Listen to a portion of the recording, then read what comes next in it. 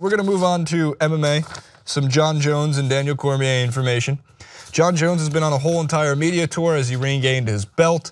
He's been talking with a bunch of different outlets, but most recently, he was discussing with Good Morning America about his relationship with Daniel Cormier afterwards and USA Today's MMA Junkie in regards to his feelings about Daniel Cormier being interviewed after UFC 214. So he discussed a little bit about this. Joe Rogan apologized profusely, seems generally still upset that he did the interview, and I can understand as to why he went against his own words, which were constantly for the last 2 years how he hates and doesn't want to ever interview fighters after they've been knocked out in the octagon. Now, Jon Jones made some interesting points in regards to why he thought he has mixed feelings about this. I think it's unfair for DC to be interviewed, but Joe Rogan apologized for it and his explanation made great sense. He caught up in the moment, which we all were. I think it's unfair for Daniel to be interviewed, but at the same time, it is fair to the fans. It is fair to see just the raw emotion that goes into it. The fight has been 2 years in the making and people want to hear from Daniel. This is where he made his best point. The UFC's slogan is, quote, as real as it gets. It was a very real moment, a moment that I appreciated and I'm sure all the fans appreciated, even though it probably wasn't the best moment for Daniel. So he made his point about the post-fight interview. Now, what needs to happen is the UFC needs to step in and actually make a rule that if you get knocked out in any similar vein to how Daniel Cormier got knocked out, there is no you walking up and having to stand next there while somebody else gets, awarded the victor.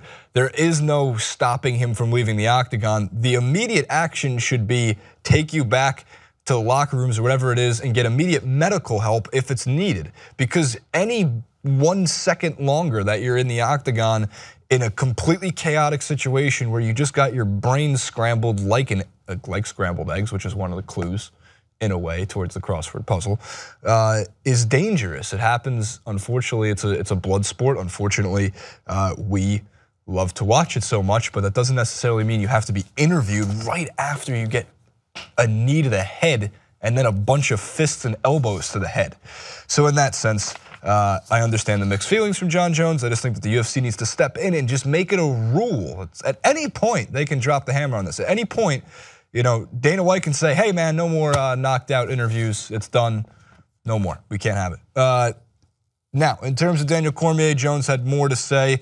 Daniel, for the most part, he's a fierce competitor, a pretty good individual, stand-up athlete, a stand-up champion, and I know how important our fight was for him.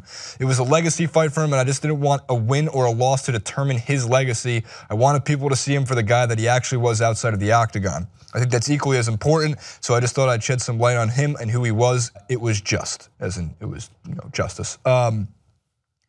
Jones has been doing a very, very good job of staying in the spotlight and staying out of trouble since he got his belt back. I can't believe he'll be back in the octagon until he actually is back in the octagon and can string together a year or 2 or 3 of, standard good behavior and dominant fighting in the octagon, and no ifs, ands, or buts. No PED use, I don't think he would. No weight cutting issues, no DUIs, no drug-related issues, none of that, because Jon Jones at peak physical fitness is one of the best draws the UFC is gonna get.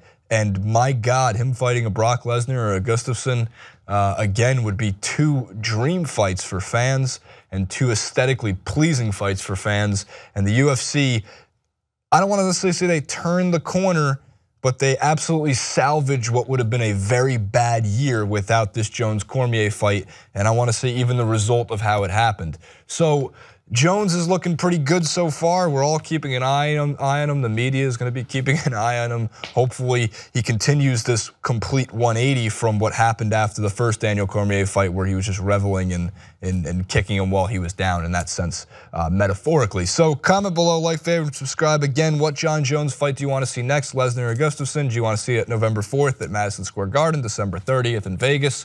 Those are the ideal 2 dates that the mega fight would happen with Jon Jones involved and somebody like Brock Lesnar involved.